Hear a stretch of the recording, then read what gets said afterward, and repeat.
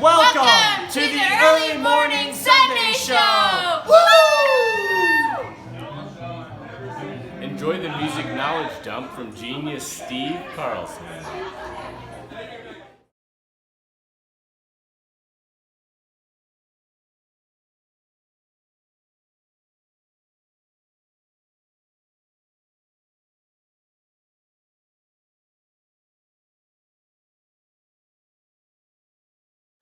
Good morning. It's early morning. And here you are with me again. I appreciate that. Except for some of you, it's at night, afternoon, whatever. If this video did not open with my sons Eric and Kim's wedding, something went horribly awful. Don't know. So I'm hoping it did. I'll tell you, I'm filming this obviously beforehand. It's so excited, getting ready to fly out today, and you know, I woke up at 2 a.m. a year ago. My son says, "No, Dad, you know, you gotta give a speech at the beginning." Me? Talk? Speech? Got it. Perfect. Well, here it is, just right before the wedding. Have I written anything? Have I thought about it? Of course not. And then at 2 o'clock this morning, suddenly my mind goes bing, and it starts to write the whole freaking speech. I'm just trying to sleep. I'm tired. You know, it's like 3.5 hours of sleep, and my mind now decides time that we're going to do a speech. I laid in bed. Oh, finally get out of bed and had to start writing. So that's what happens. Most of my best stuff's been written at about 2 a.m. I used to have to take even a medication to shut my mind off at night. Bad. Got a lot to show.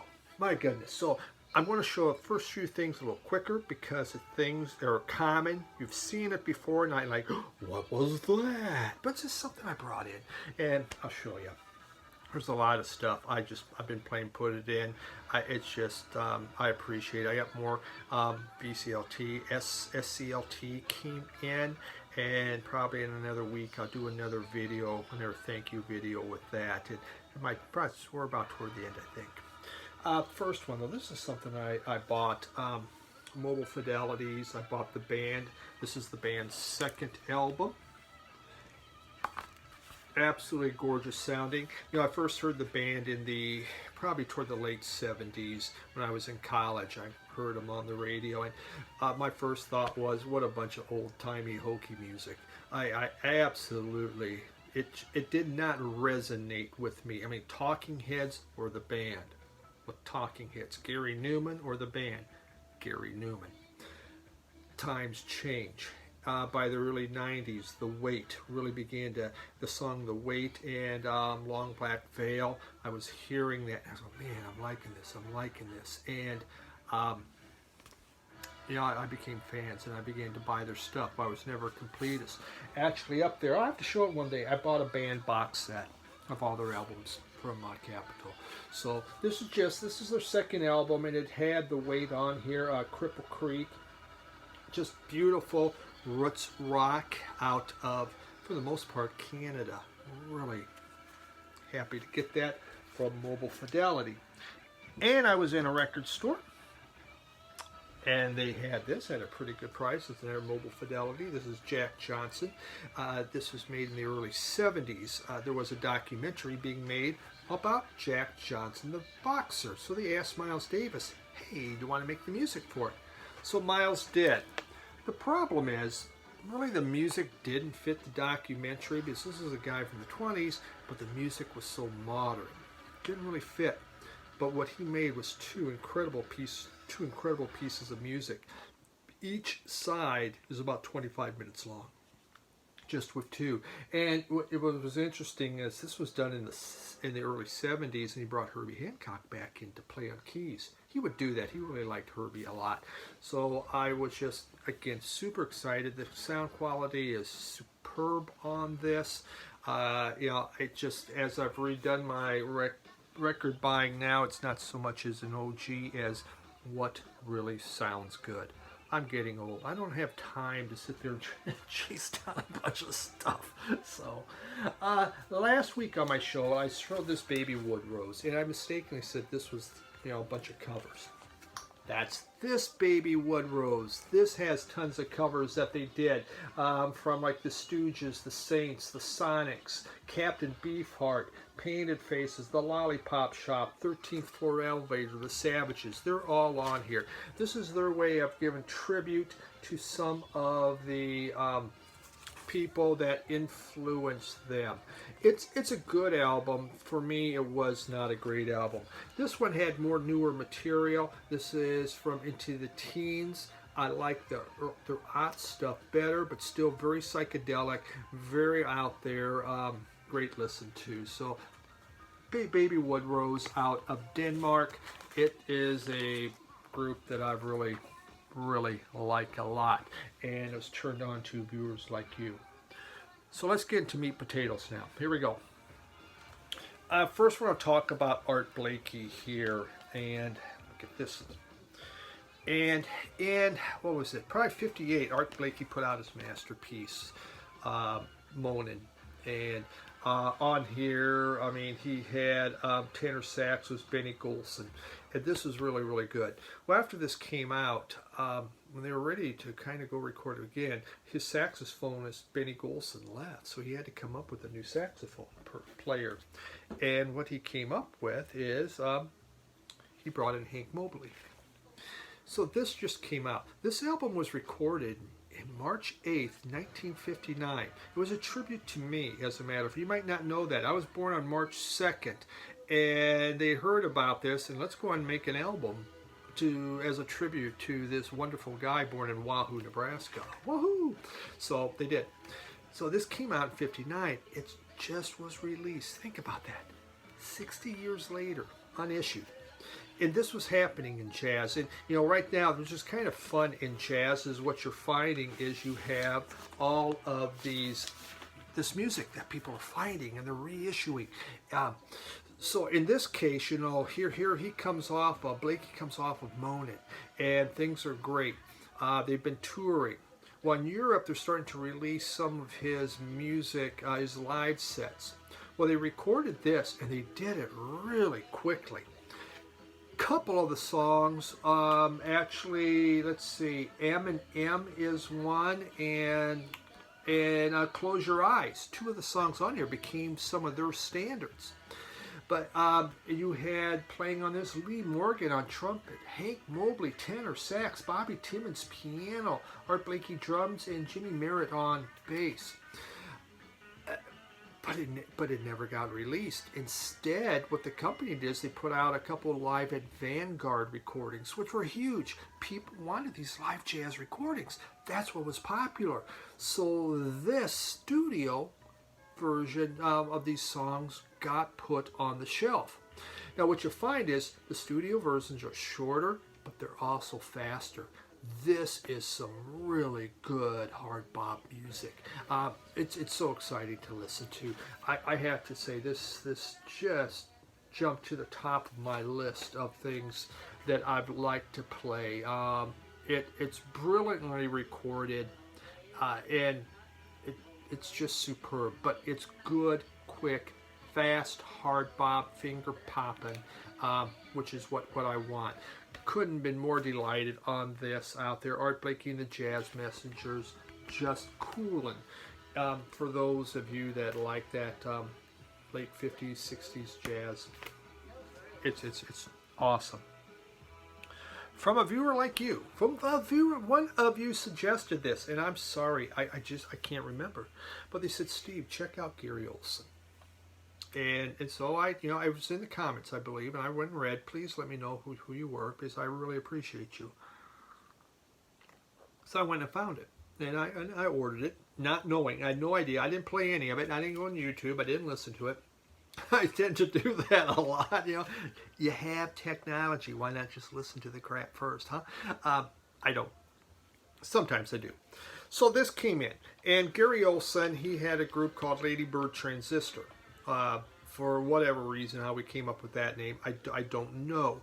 But they went from 96 to 2011. They actually formed in 91. And then he kind of went on his own. Well, he's a singer, he's a songwriter, he's a producer, and he's a trumpet player. So this this album came out in May 2020, so it's really some brand new music here. And nice little insert, got some lyrics, and it has a picture of a guy with a trumpet. The music, when I first played this, my first thought was, you know, it wasn't what I was saying. I didn't know what to expect, and it didn't hit me. The thing is, with music, you need to play it again, right? Sometimes when we buy too much, we don't always get to that. So I played it a second time. I liked it better. I played it a third time. Now I'm beginning to like it. This is chamber-inspired music, shall we say. There's lush strings on there. His trumpet playing, he has this beautiful soft trumpet tone. It's like extremely relaxing. It's dreamy, shall we say. The production, it's this beautiful fluffy production. It's a very delicate album. His voice, he has kind of an innocent type voice, almost boyish, shall we say. This isn't about rocking. This is about just beautiful music taking you on a journey. And that's what it does. And then he accentuates it with his trumpet. I'm playing a sample of it that you'll be able to hear. It just repeated listening. This Gary Olsen, and it's just self-titled. Gary Olsen has really been enjoyable.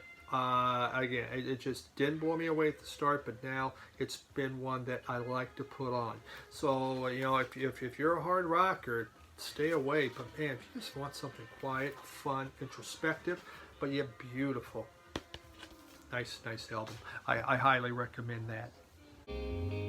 That's when Henry turns to greet him and says that there's no chance of rain. He bet 1 month's wage. Billy lost his pay.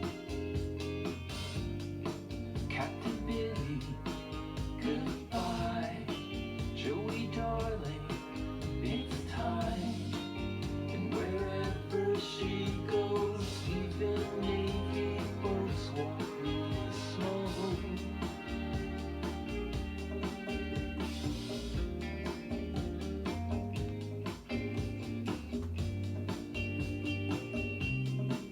In the background, we've been playing Wanda Jackson. This was put out by Third Man Records. This came out in, what was that?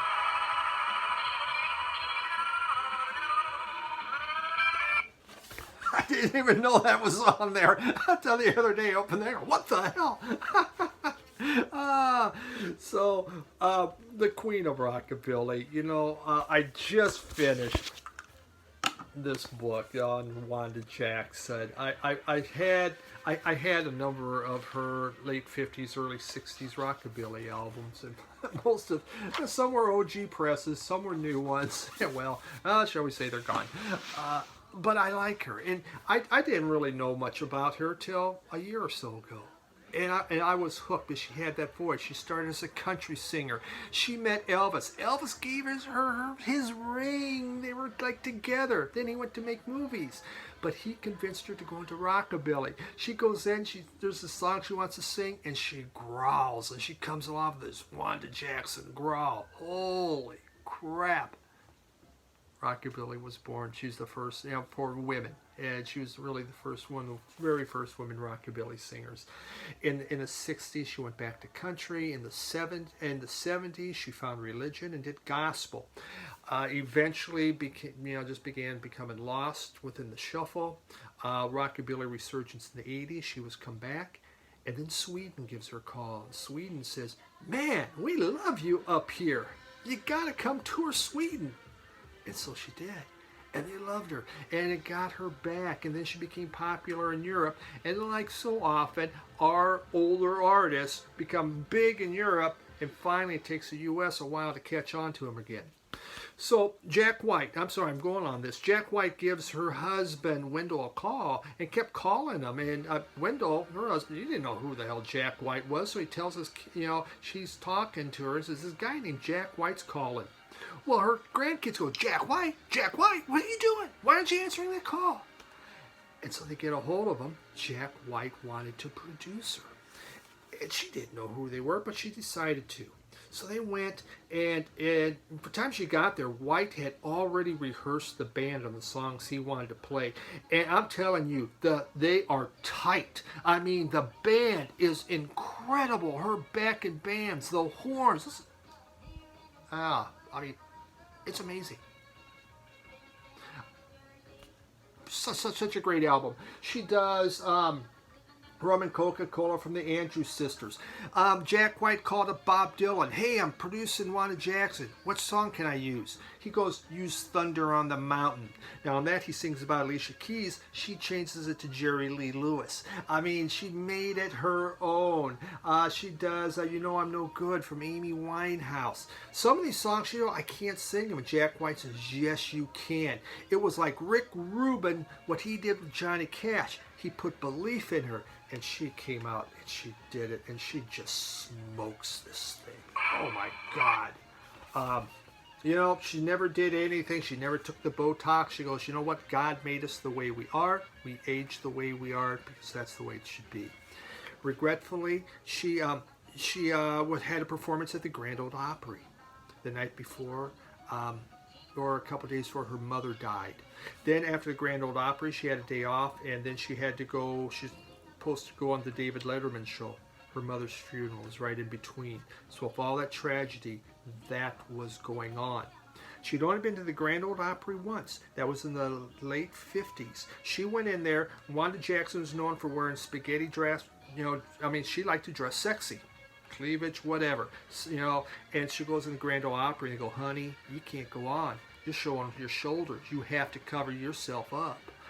She never went back until 56 years later. And now she's been asked to come back, but she just refused. She was so upset by that.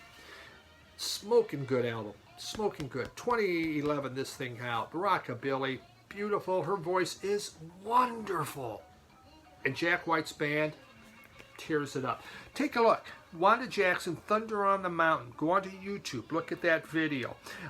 There's also live versions. By the way, she didn't have the lyrics memorized, so during that video, they had cue cards up all over the place. You can see her kind of looking for them. Okay.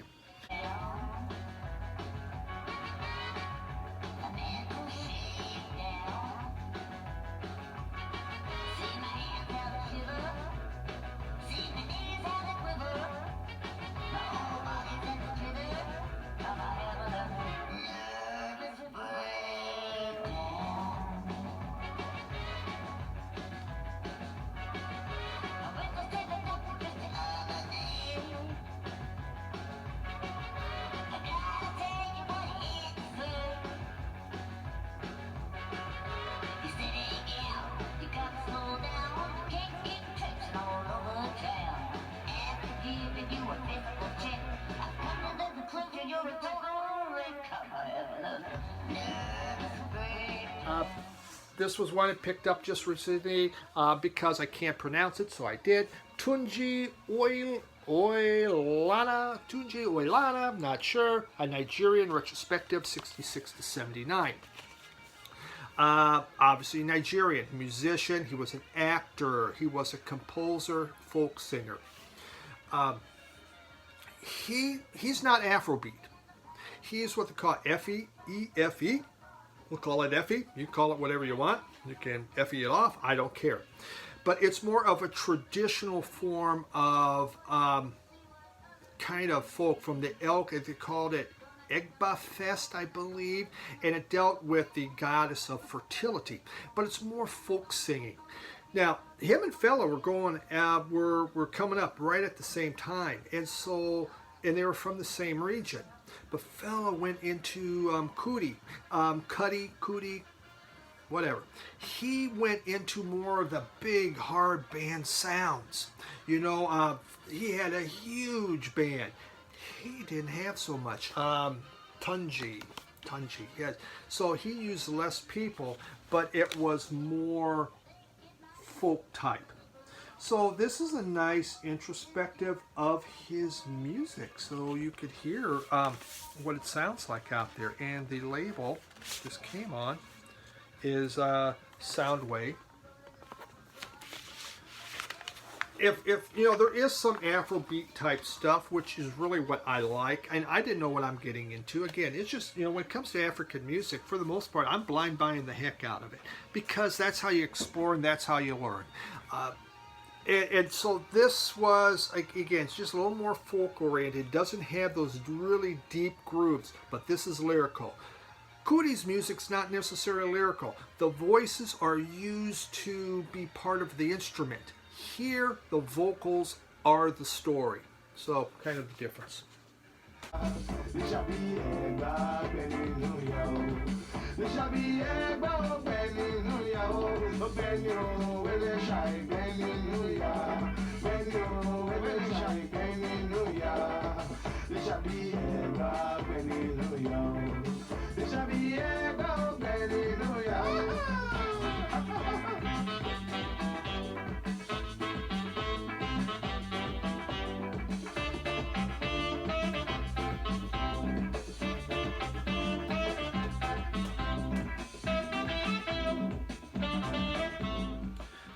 Steve Bales, a gentleman in town that has given me a number of albums. I picked these up from him. He let me have these. Originals, there we go. That's the Wanda Jackson, King and Queen from Otis Redding. We have Otis Redding at the Whiskey A Go-Go. This one's a little bit later, the Immortal Otis Redding. So this one here came out in '67. Stax Records, as you can see. Whiskey A Go-Go. Then he switched over to Echo. And the Immortal Otis Redding's the same thing. Just 3 Otis Redding albums I wanted to show you. You know, Stax Records was kind of the counterpoint to Motown. Motown was sweet soul music with strings, melodic and pop. Sax came from gospel and blues, and they tossed in the horns. And what Otis Redding did with the horns is he used it to accentuate this music, just pow, pow, you know. So when there was something really just to bring out in the music, he would throw a horn in there. So the horns became super important and part of the Stax sound.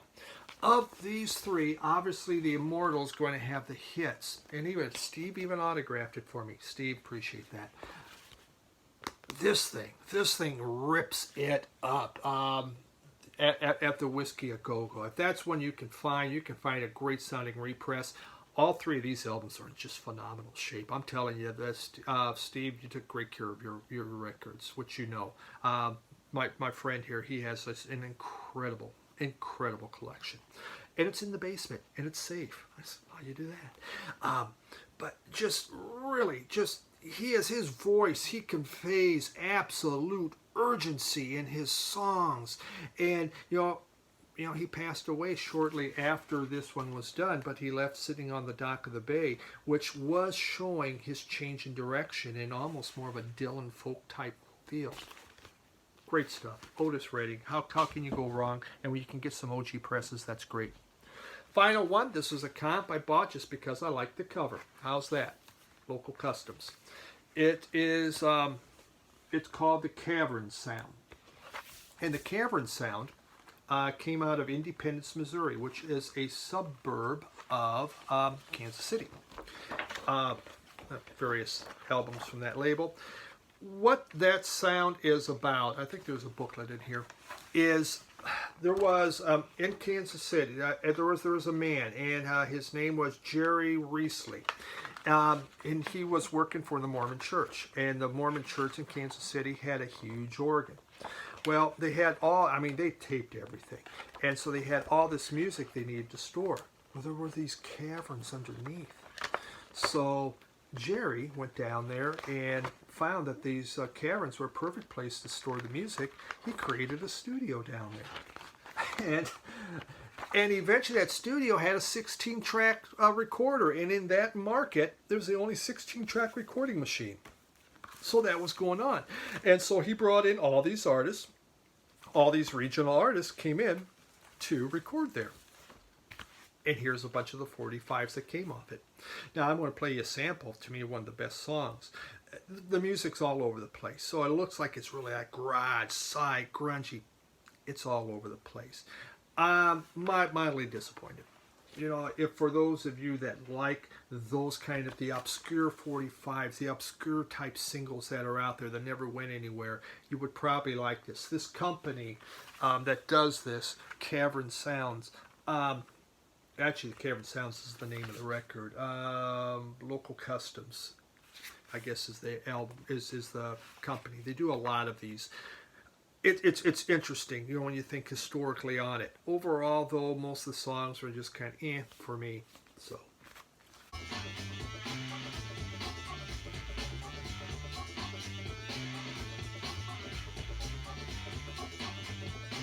You know I'm talking to you, girl, about the end of my world. I'm telling you, girl, yeah, yeah. And I stepped in my dreams and I broke my own heart. What a lie, mustache in your face.